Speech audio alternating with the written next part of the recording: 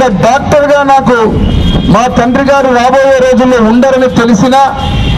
నేను మా తండ్రి గారికి ఎట్లా చెప్పాలో తెలియని పరిస్థితి, ఒక కొడుకుగా నా స్థితి.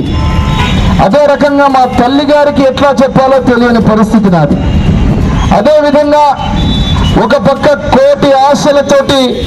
ఇక్కడున్న ఎమ్మిగనూరు కార్యకర్తలు కావచ్చు, నాయకులు కావచ్చు, అదే రకంగా పార్టీ కావచ్చు, మా తండ్రి అభిమానులు కావచ్చు, ఎమ్మిగనూరు ప్రజలు కావచ్చు, ఈసారి మోహన్ రెడ్డి సార్ని గెలిపించుకుంటే మనం బ్రహ్మాండంగా ఉంటుందనే ఆలోచన ఉన్నటువంటి రోజు ఆ రోజు. అటువంటి సమయంలో సంవత్సరం పాటు ఆయన ఆరోగ్యాన్ని, అదే రకంగా ఆయన ఆరోగ్యాన్ని చూసుకుంటూ ఆయన ఆరోగ్యంతో పాటు ఇక్కడ జరుగుతున్న ఎన్నికకు మీ అందరితో అనుబంధం ఏర్పడే విధంగా ఆ రోజు నేను ఎమ్మిగనూరుకు రావడం, ఎలక్షన్ల ముందు బై ఎలక్షన్లో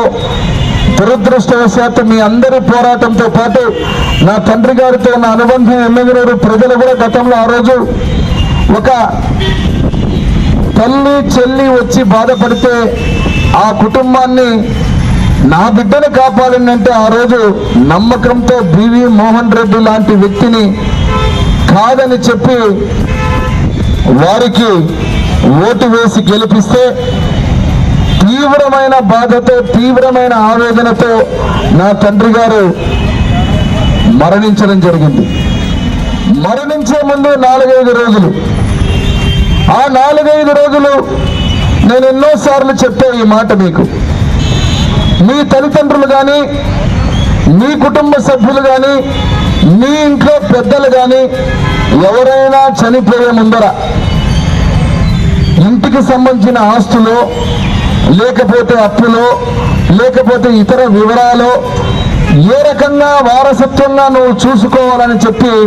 మన తల్లిదండ్రులు కానీ, మన పెద్దలు కానీ చనిపోయే పరిస్థితి ఉంటుంది. మరి నా తండ్రి బివి మోహన్ రెడ్డి గారు ఈరోజు నా మాట వింటుంటారు, ఎక్కడున్నా స్వర్గంలో ఉన్నటువంటి నా తండ్రి గారు 4 రోజుల ముందర నన్ను పిలిపించి మాట్లాడిన మాట ఏమంటే, ఇదే చేతిలో చేయి వేసుకొని మరణించే ముందర చెప్పిన మాట, ఎట్టి పరిస్థితుల్లో కన్న తల్లి లాంటి ఎమ్మెగనూరుని, కార్యకర్తల్ని, నాయకుల్ని వదలకూడదు, స్వగ్రామమైనటువంటి మా ఉలింద కొండని మరవకూడదు అని చెప్పి, నీవు ఎన్నున్నా, నువ్వు డాక్టర్ చదివినా చదవకున్నా, ఇక నా పని నేను పోరాడినంత వరకు పోరాడాను, చెయ్యాల్సిన మంచిని చేశాను. ఎమ్మిగనూరు నియోజకవర్గంలో జరగాల్సినటువంటి పనులు, జరిగించాల్సినటువంటి పనులు నువ్వు ముందుండి తీసుకుపోవాలని చెప్పి ఆ రోజు నాకు మాట ఇచ్చి చేతిలో మాట తీసుకొని నా తండ్రి గారు స్వర్గస్థులు అవ్వడం జరిగింది. మరి ఈ దినానికి 13 సంవత్సరాలు కళ్ళు మూసుకుంటే తిరిగిపోయింది. ఈ 13 సంవత్సరాలలో ఒక వాస్తవం ఏమంటే, కీర్తిశేషులు నా తండ్రి బివి మోహన్ రెడ్డి గారు కడుపులో పుట్టినందుకు ఈ జయనాగేశ్వర రెడ్డికి మీ దయతో, మీ ప్రేమతో, ఎమ్మెగనూరు ప్రజల ఆశీర్వాదంతో 2 సార్లు ఎమ్మెల్యే అయినాడు ఇప్పటికీ. మరి అదే కాకుండా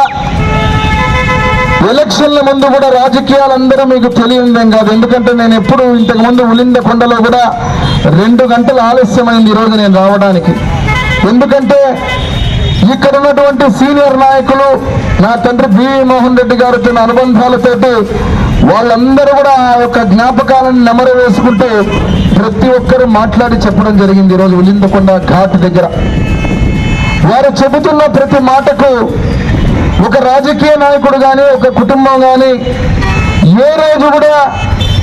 తెలుగుదేశం పార్టీని కానీ, తెలుగుదేశం కుటుంబాన్ని కానీ, మిమ్మల్ని కానీ మేమెప్పుడు కార్యకర్తలు లేకపోతే ఉట్టి నాయకులుగా